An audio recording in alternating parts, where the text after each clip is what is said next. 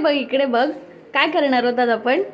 बैंगन का भरता. बैंगन का भरता. अच्छा. बैंगन चांगला मोठा जाडवला, धुवून घेतला, पुसून घेतला, त्याला थोडा तेलाचा हात लावते.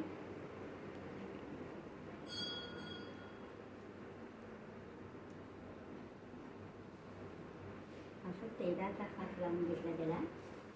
आता त्याला गॅसवरती भाजायला घातलं.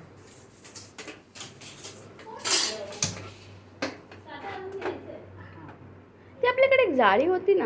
हो, जाळी पण बैंगनसाठी जाळी नाही उपयोगाची. जेव्हा त्याला उपयोग असेल ती उपयोग.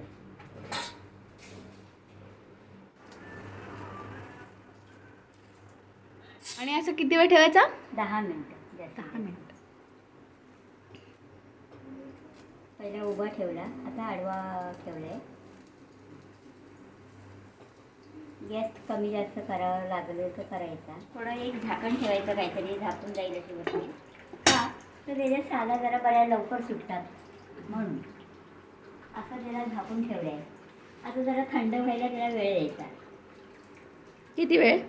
आता थंड व्हायला काय साधारण गरम वस्तू तेव्हा पण 10 मिनिटं लागतच असते. थंड झाल्यावर त्याच्या साला काढून घ्यायच्या हाताने. याचा साला पटापट निघतात.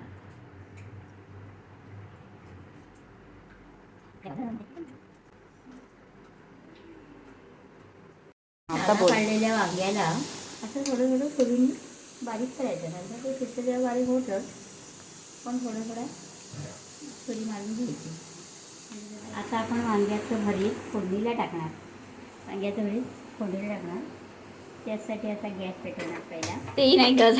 त्याच्यावर कढई ठेवणार, तेल घालणार.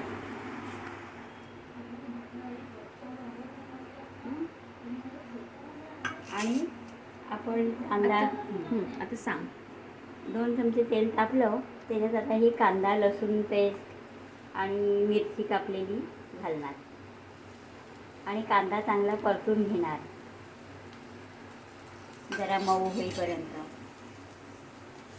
कांदा जरा परतून मऊ लाल झाला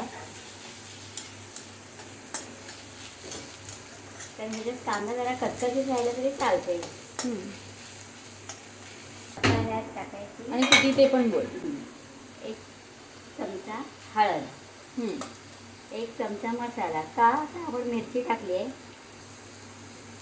1 चमचा गरम मसाला. मीठ आपल्या चवीनुसार टाकायचं आपल्याला.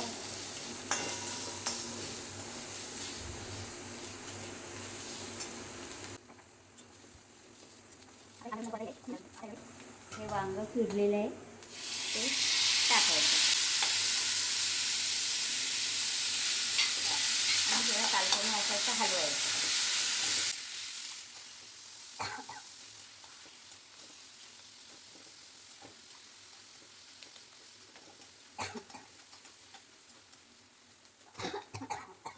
आता गॅस बारीक करते. झाकण ठेवून बंद करायचं आणि 5 मिनटं वाफ येऊ द्यायची आणि नंतर बघायचं. ते 5 मिनटांनी उघडून बघायचं आणि त्याला थोडं ढवळायचं. आणि आता हा झालेला आहे तर ह्याच्यात कोथिंबीर घालायची. बाकी सगळे आपण मीठ मिरची घातलेलीच आहे.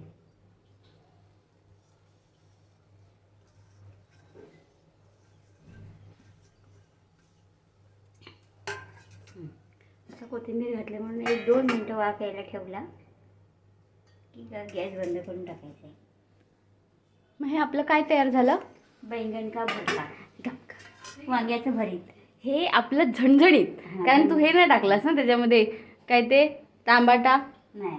हां, मग टमाटा टाकला असता तर जरा कमी झणझणीत झालं असतं. नाही पण आपण मीठ मिरची कमी, मसाला मिरची कमी टाकली आहे ना. हां.